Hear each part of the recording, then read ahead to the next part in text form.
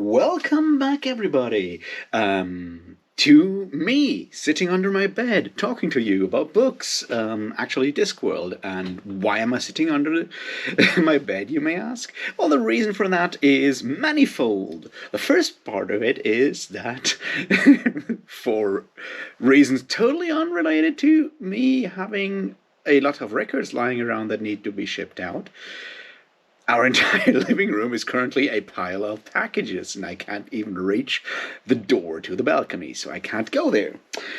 That's that. Reason two, I thought I could just go out into, the fields and record there. Yeah, turns out we have something called autumn, and it gets dark really early, and,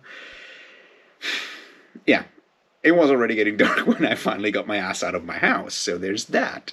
The reason why I was so late is, well, partly also due to the fact that I have like 200 packages to pack and ship. So yeah, since this is autumn and getting dark early, and I don't have like any like portable lights or shit for the camera, maybe that's like a future investment to have that going on. Yeah, I figured, why not return to where this all started back in almost a year ago, and sit under the bed to talk to you. And since, we're still talking about me having to pack packages and shit, I didn't start Ropes Up the Throne today either. So what we're going to do today is to talk about the next Terry Pratchett book, because we, with the read-along, we spoke about Eric, book 9, a couple of weeks ago, and I didn't make a video yet. So that's what we're going to do today. We're going to talk about Eric, book 9, in Discworld publication order. It is a short one. It is a fun one, and yeah, let's get started, shall we? Cheers.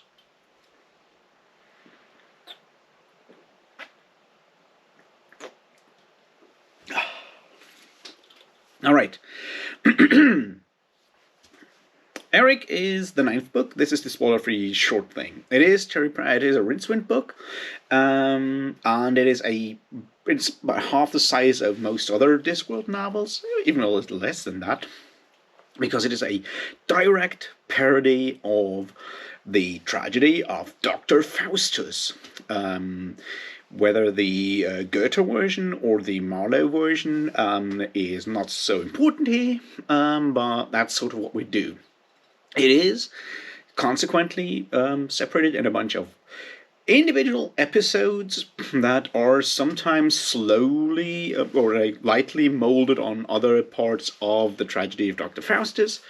That's about all you need to know. It is very much a parody. It is very much dialing up the absurd humor, and thus the next logical step after God's Gods, which we talked about yesterday, actually. And thus it may not be the perfect entry point to the Discworld series, because, A, it's in the middle of something. B, it is not that representative of Discworld novels at this point.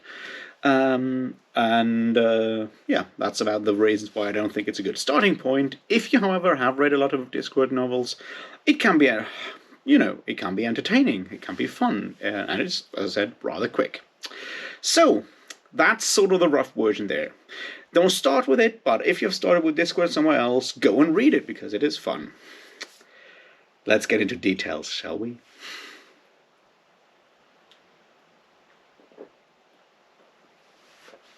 All right. So why do you think it is a logical next step after God's Gods? I've said that before, and it is even more apparent here. Around the time of God's Guards, Weird Sisters, and Eric, after having written 5, 6, 7 novels, Terry Pratchett kind of organized his world in a way. He was, at that point, you can see him having figured out which part of Discworld can be used for which specific part of, can be used for what specific part of his writing that he wants to use it for.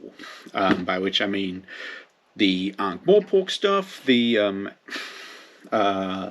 urban fantasy side of things, with mostly City Watch, but a few other characters there as well, will be used for social commentary and politics and philosophy. Whereas Lancre and the Witches stories will be more about psychology, human nature, love, romance, and sexuality, and folklore, all of those funny things. And the Rincewind part and the wizards in general will be used for parody and absurdist humor, mostly direct parody of specific themes, specific topics, and forms of art. So what we have here is obviously Eric being a direct parody of Dr. Faust. The next one that we'll be reading on until the 7th of November, which is Moving Pictures, another wizard book, and it's about moving pictures in Hollywood. So join us for that one. Would be really cool to have you there. And later on will be, soul music, which will be very much a parody of the rock music business. Another one will be Interesting Times, which will be an interesting one to talk about because it has a lot of problematic aspects, I would say. Later on at parodies, everything Australian would be The Last Continent. So having all of these in there is kind of, that's sort of where the wizard stuff goes to at this point. So what we have here is around between the books 6 and 9 that we're talking about here, Terry Pratchett kind of finalizes the layout of the Discworld, the way it is organized, all of that stuff, and picks specific groups of characters for specific parts of his writing and what he wants to tell us with his writing. Thus, Eric, a Rincewind story.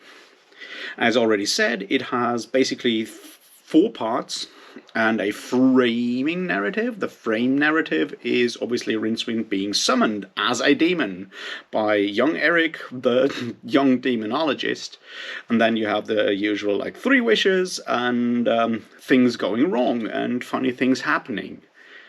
And that's fine.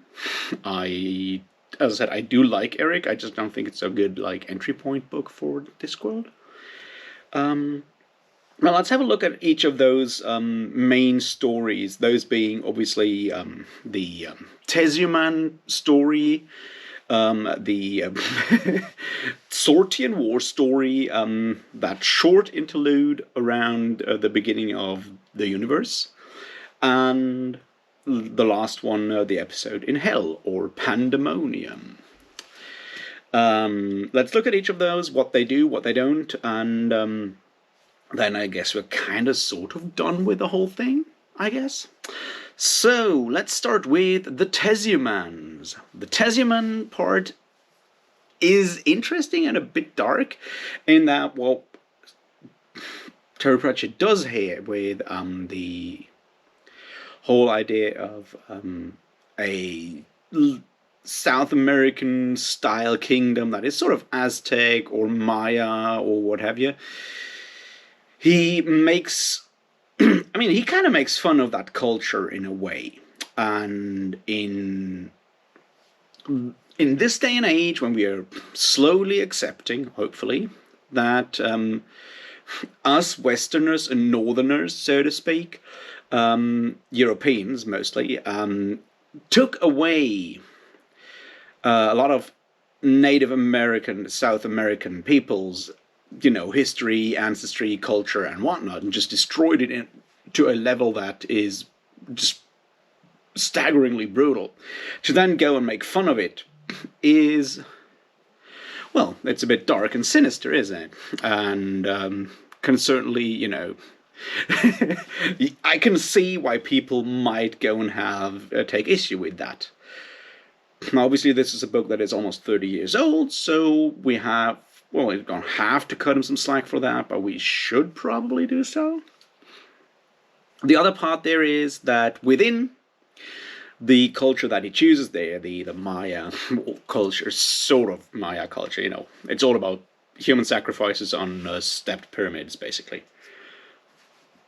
Within that, you can also argue that what Terry Pratchett does is he deliberately portrays it in a cliched way that makes fun of European pop science educated people's ideas, or through pop cultures built ideas of how that culture works. So he specifically goes the road of like exaggerating everything that we, if we are not trained anthropologists or archaeologists, think about Maya culture, which is great, mass sacrifice, very little agriculture, and stepped pyramids and graded astronomy, sort of. Well, does that justify it though? That's kind of hard to say. So I found it a bit dark, but then on the other hand, I've read Jared Diamond's Guns, Germs, and Steel, and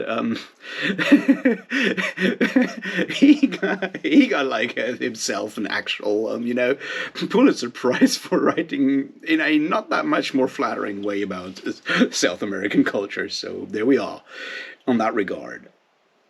There is, however, obviously an underlying thing there, that is how religion can be, manipulated, which is sort of what happens with the Tezuman there. And a third situation, that is the responsibility question.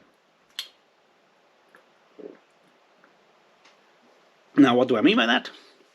The whole argument is that Eric becomes the ruler of the universe, and since the group of people he is visiting there feels that they are not in a really cool situation, all in all. They're living in the middle of a jungle, it kind of sucks, so they want to complain because there is some responsibility to between ruler and ruled, sort of. Which is, once again, a theme that we'll find in Terry Pratchett again and again. The idea of responsibility in general. And, yeah. So there is that side to it as well. But overall, it's mostly absurdist humor that hasn't really aged that well, because making fun of a culture that was more or less completely destroyed and wiped out by us Europeans during colonial times, well, it's a bit of a bad taste situation there, I guess. But as I say, I feel it's mostly a situation that we in the year 2021 are more aware of than, say, Terry Pratchett 30 years ago, whenever the book came out. So there's that part. There's not that much else to talk about that first part, I feel. It's arguably the weakest of those 4 chapters in Eric. So let's continue to the next one, the Tsort one. Now that is something that was set up in Pyramids already, right? That is obviously the parody of the War of Troy, or the Siege of Troy, And that one, while once again being a bit slapstick, Monty Python-esque in humor, does do a lot more on like a general like Terry Pratchett criticizing or parodying the way we think, both how mythology or legends work in comparison to like reality, but also in how we think about heroism, how we think about war, and stuff like that. To wit, the problem there is that obviously reality, legend embellishes in a lot of ways. We have the idea that Helen, or in this case Eleanor, being stuck in the siege for a couple of years, at some point, just married and settled down, because what else is she going to do? Which is a general Pratchett theme that I'm coming back to in a second, the idea of pragmatism. The other part is that war there is very much about heroism, and it's a thing that we'll see again and again, the idea that war as a sport or hobby of the aristocrats, of the aristocratic part of society, is extremely bad, because the ideals of heroism that we have are tightly bound to sacrifice, ideally not your own, but your soldiers, your underlings sacrifice, but it's still very much about that. And this kind of ties back to what I said about guards last night, which is that Pratchett starts to look more at that idea of aristocracy in a more British way. Now, he here obviously transports that to Greece, but or like a pseudo Greece part with the idea of the Trojan War, basically. But the idea remains the same. It's once again this idea that you also have in, say, sports, or at least the kind of sports that are sort of aristocratic. You meet, you fight for honor in a really stupid way, and afterwards, because you're of the same elite, you just, hang out together again, and at the same time, the population just suffers. And this is, I feel, it's a very realistic way of looking at things. And Pratchett does well in pointing out how ridiculous and stupid it is. So there's that, plus obviously that idea of pragmatism that we'll see again and again show up in other Pratchett books as well.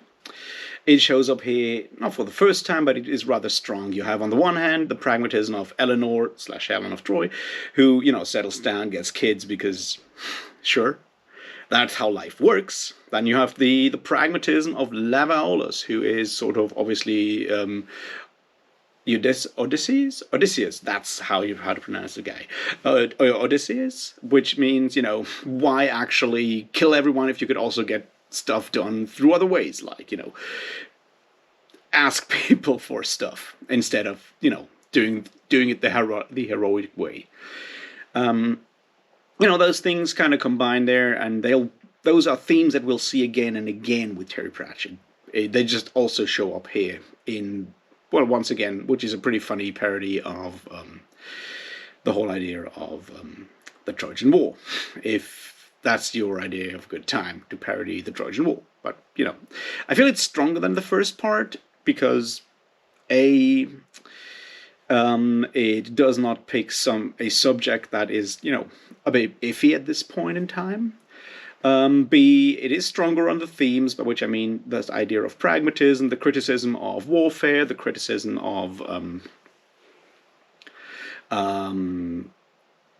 heroic ideals, which, are also very masculine ideals and whatnot.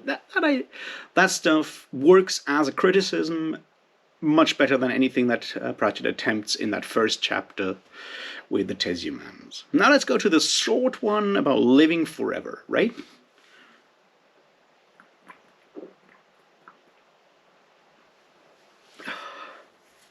Now that one is obviously short in page count, but actually a strong one, I would say.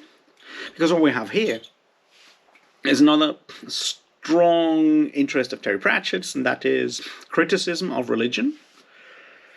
Now, Pratchett is not what you might call an atheist, I guess.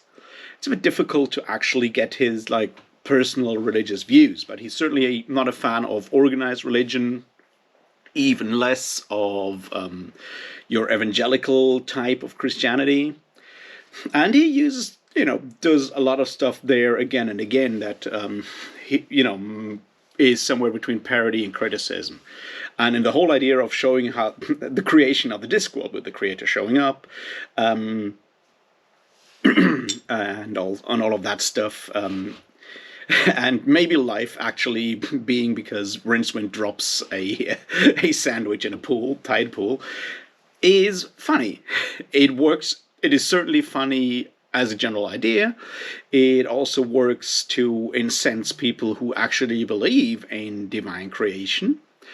And it does a few things more. It's also a good example of a technique that we have with Terry Pratchett a lot. That technique is to describe a very indescribable, difficult thing like the creation of the universe, and break it down into a human way, which is in this case the creator showing up, complaining about subcontractors and all the stuff that we have with actual construction.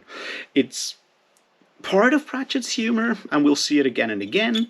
It's, you know, the other thing that he also always does is obviously to go and describe thought processes as if individual thoughts and or parts of our personality were people and are interacting. It's something that he does with Rincewind in The Light Fantastic, among other situations, or in sorcery as well. And here we have that situation that the creation of the universe is basically described as, well, construction work, with all the aspects of construction work that anyone who has ever tried to do construction on their own home with contractors and subcontractors has probably faced.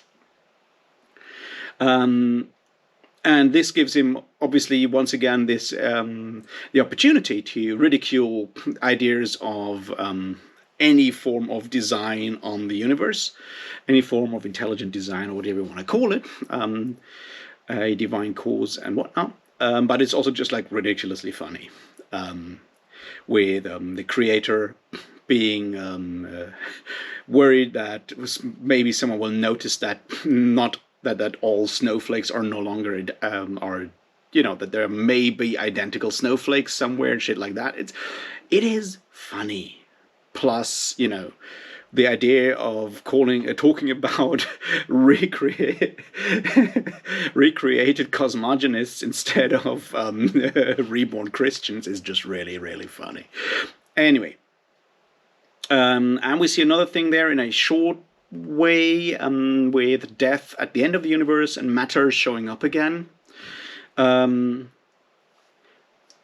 is another technique that we find with Terry Pratchett sometimes. We also find it, for example, in Good Omens, where we have the idea that every music tape in a car will sooner or later turn into a Best of Queen tape.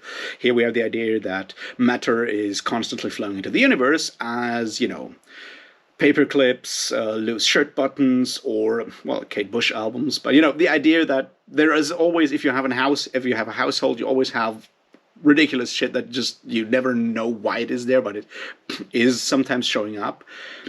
And you know, turning that into like a universal law is another form of humor that we see with Terry Pratchett again and again and again. And it's just like very easy to point out in this one because it is rather short.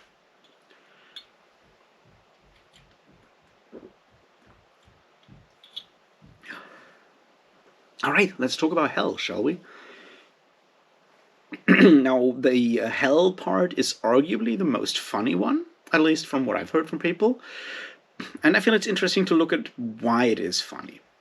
Now, obviously, what Terry Pratchett does here in the last one is he plays with that contrast, the humorous contrast of having hell run by demons be very much a corporate environment with all the terrible things that we associate with that, like music, fake plants, no smoking, all these ideas of corporate identity and corporate culture that I feel are also partly a sign of the times, because corporate culture, while obviously still existing,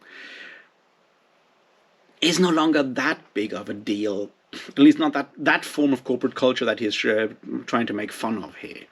Which, once again, and it's interesting that it is so ridiculously funny, because on the one hand, obviously the contrast of demons being, you know, basically forced to be as nice as possible and whatnot, and to show how terribly boring and awful that form of corporate culture obviously is really interesting, because, you know, you make fun of hell, but you also criticize corporate culture, and criticizing corporate culture is something that in the age of capitalism we are basically, all of us, are huge fans of, because no one really likes working in a corporation. No one really likes working those kind of jobs. It's just that, you know, society forces us to do that.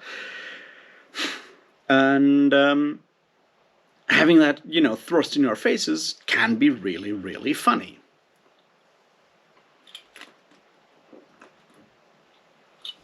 Plus, there's a bunch of really cool jokes when he shows the individual damned and their tortures, when you have the guy who may have been Prometheus, sort of the parody of Prometheus, who has to, you know,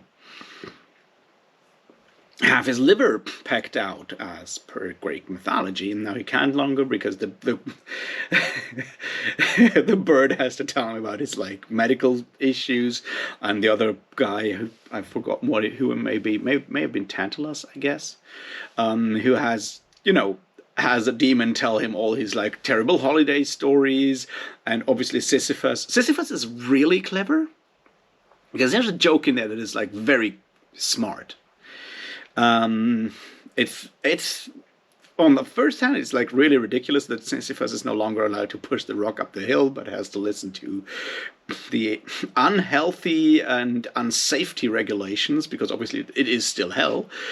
So that's really funny. But the other part is that when Rincewind meets him, he is like, I was happy pushing up the rock. Now, those of you who have read Sisyphus by the Sisyphus essay by Albert Camus, which you definitely should do because it's a really good short essay, know that we have to imagine Sisyphus happy. So having that joke in there is just, I don't know, very philosophical, very funny at the same time. So what remains to be said about the whole idea?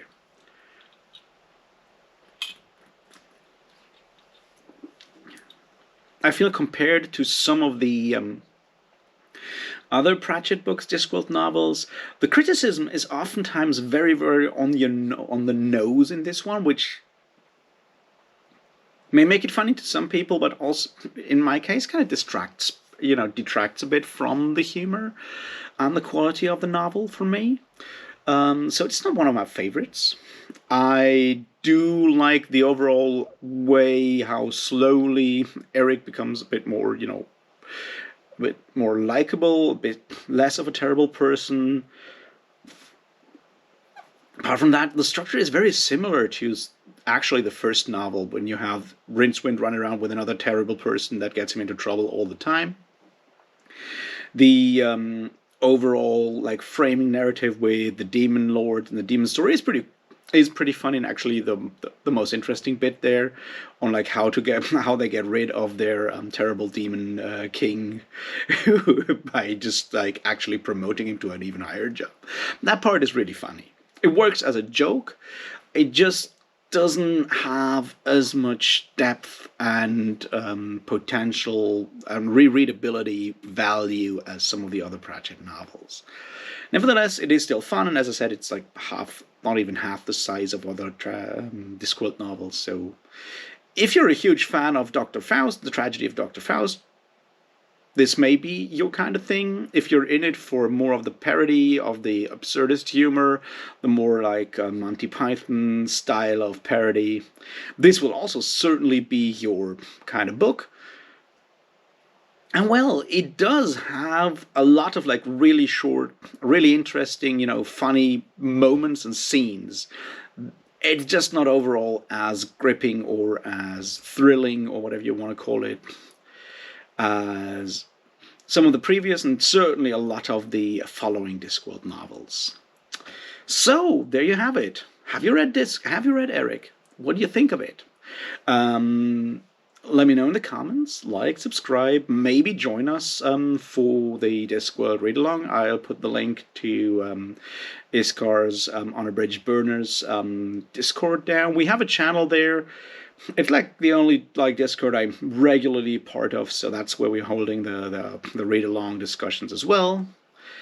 You don't have to be a Malazan fan to join that Discord and just hang out with us in that, channel.